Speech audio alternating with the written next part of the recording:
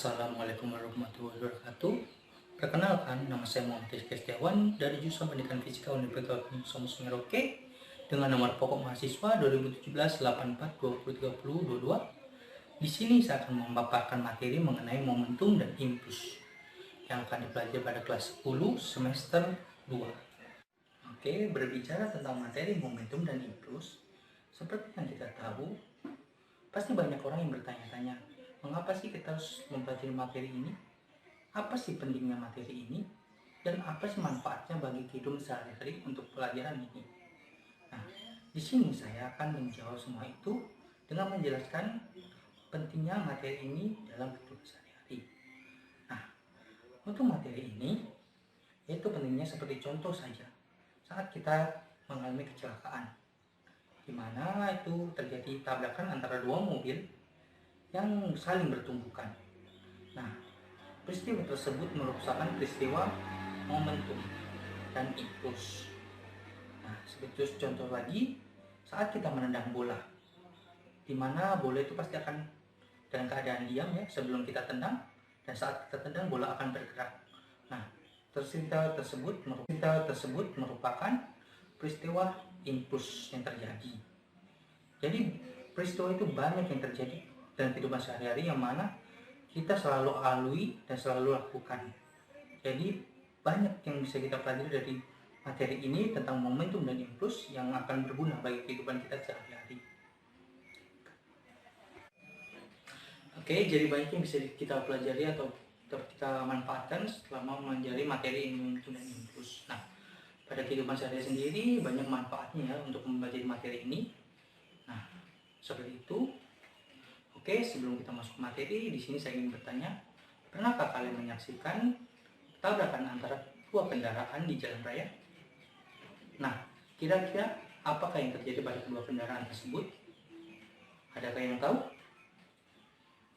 Oke, kalau tidak ada yang tahu, di sini saya akan menjelaskannya. Nah, ditinjau dari ilmu fisika, yang terjadi fatal atau tidaknya sebuah kecelakaan tersebut yang terjadi pada kedua kendaraan tersebut, yaitu ditinjau dari besar momentumnya kendaraan tersebut.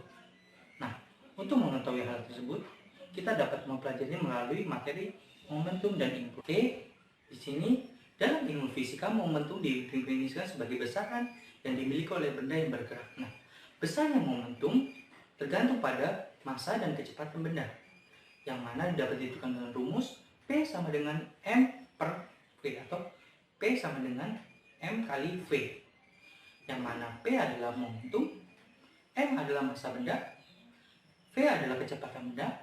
Nah, seperti berikut. Nah, besarnya momentum berbanding terbalik dengan besarnya benda. Berdasarkan rumus tersebut, dapat diketahui bahwa momentum sama dengan kecepatan benda atau sebanding ya dengan kecepatan bendanya. Nah, dengan demikian arah momentum itu sama dengan arah kecepatan benda. Selain itu, kecepatan suatu benda akan berpengaruh pada kecepatan atau besar momentum dari benda tersebut. Jadi, semakin besar momentumnya, maka semakin cepat benda tersebut. Jadi bisa dibalik juga, semakin besar momentumnya, semakin besar benda tersebut.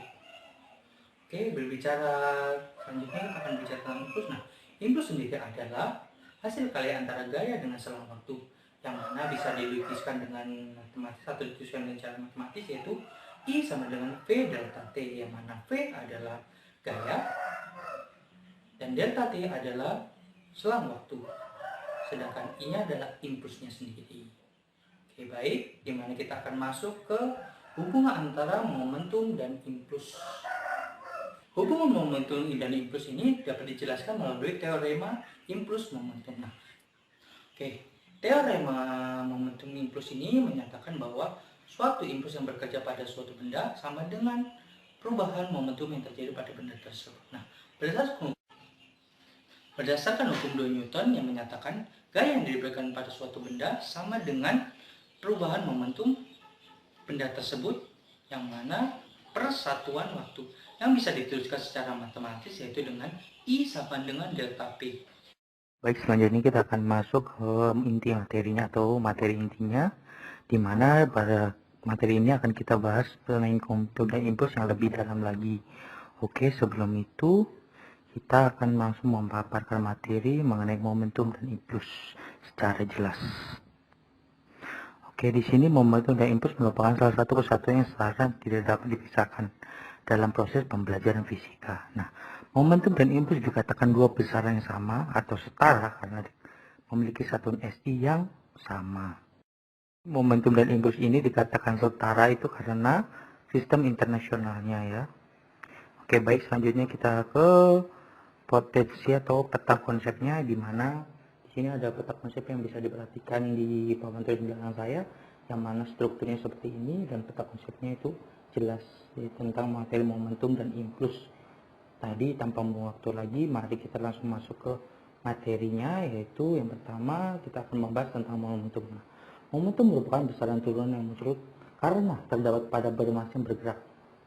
Jadi, momentum ini adalah besaran yang ada pada benda yang bergerak atau benda yang bermassa yang bisa bergerak. Nah, dalam fisika besaran turunan ini dinamakan dengan P. Momentum adalah hasil kali antara massa dan kecepatan. Momentum ini sendiri adalah istilah yang umum digunakan dalam olahraga. Nah, seperti ketika seorang penyiar olahraga mengatakan bahwa sebuah tim memiliki momentum, itu berarti tim tersebut dapat bergerak dan akan sulit untuk dihentikan. Nah, secara matematis persamaan momentum itu dapat dituliskan dengan P sama dengan M dikali V. Dengan P adalah momentum, M adalah massa, V adalah kecepatannya. Istilah momentum dalam konsep fisika sendiri yaitu seperti berikut, yaitu objek apapun dengan momentum akan sulit dihentikan. Nah, untuk menghentikan objek seperti itu, perlu untuk menerapkan gaya terhadap geraknya selama jangka waktu tertentu. Jadi, semakin banyak momentum yang dimiliki suatu objek, semakin sulit pula untuk dihentikan.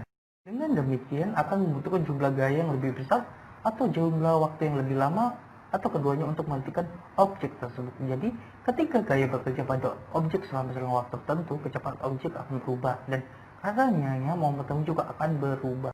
Untuk merubah suatu momentum atau merubah momentum bendanya, dibutuhkan sebuah gaya. Nah, gaya ini akan bekerja dan akan berubah momentum benda tersebut. Nah, di sini baik untuk menaikkan momentum, menurunkannya dalam kurung memberhentikan benda yang sedang bergerak, atau untuk merubah arahnya.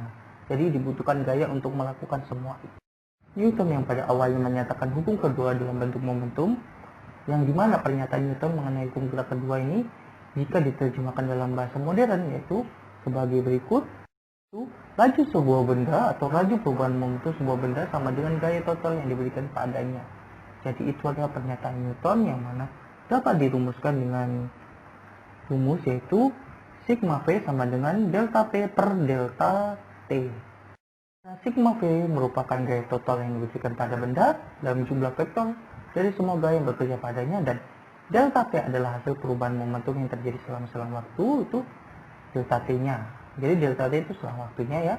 Maka dapat diturunkan dalam bentuk yang lebih kenal lagi hukum Newton kedua, yaitu sigma V sama dengan M dikali A. Jika V0 adalah kecepatan awal benda dan V1 adalah kecepatan setelah waktu delta T atau selang waktunya, maka dapat dirumuskan sebagai berikut, yang mana bisa dilihat pada papan yang di atas saya ini. Pernyataan Newton ini sebenarnya lebih umum dari persamaan yang lebih kita kenal karena mencakup situasi di mana massa dapat berubah. Nah, hal ini penting pada keadaan tertentu seperti pada roket yang kehilangan massanya pada waktu membakar bahan bakarnya. Oke, selanjutnya kita akan masuk ke materi impuls. Nah, materi impuls sendiri ini yang bisa kita bahas ini. Impuls adalah peristiwa gaya yang bekerja pada benda dalam waktu sesaat, atau impuls adalah peristiwa bekerjanya gaya dalam waktu yang sangat singkat. Contoh saja, dari kejadian impuls adalah peristiwa yang bola saat ditendang, terus bola tenis saat dipukul. Saat pada menendang bola dan memukul bola, gaya yang bekerja sangat singkat, di mana impuls merupakan suatu gaya yang dikalikan dengan waktu selama gaya bekerja. Jadi, suatu impuls adalah hasil kali suatu gaya yang bekerja dalam waktu yang singkat, yang menyebabkan suatu perubahan dari momentum. Nah, semua benda menerima momentum melalui pemakaian suatu impuls. Dapat diterapkan dengan hukum 2 Newton. Nah, dari hukum 2 Newton ini diperoleh rumus V sama dengan M dikali A, yang mana di sini V-nya itu bisa diratakan jadi V dikali dt, itu dt selang waktunya, dan M dikali dV, di mana selang waktu kecepatannya ya. Jadi seperti rumus yang sudah di atas itu yang dijelaskan akan dirubah lagi. Nah, di mana impuls kita dapat impulsnya itu V dikali T atau sama dengan M dikali V. Jadi secara matematis dapat dituliskan sebagai I sama dengan F dikali delta T. Keterangan impuls I-nya itu impuls, V itu gayanya, delta T adalah selang waktu. Dimana kita sudah membahas tentang materi momentum dan impuls. Nah, sekarang kita akan membahas tentang hubungan materi momentum dan impuls. Berbicara tentang hubungan momentum dan impuls, ini bisa kita lihat dengan menyatakan dari hukum 2 Newton yang menyatakan bahwa gaya yang bekerja pada suatu benda sama dengan perkalian massa dengan percepatannya. Di mana dalam sistematika penulisan rumusnya yaitu V sama dengan M dikali A.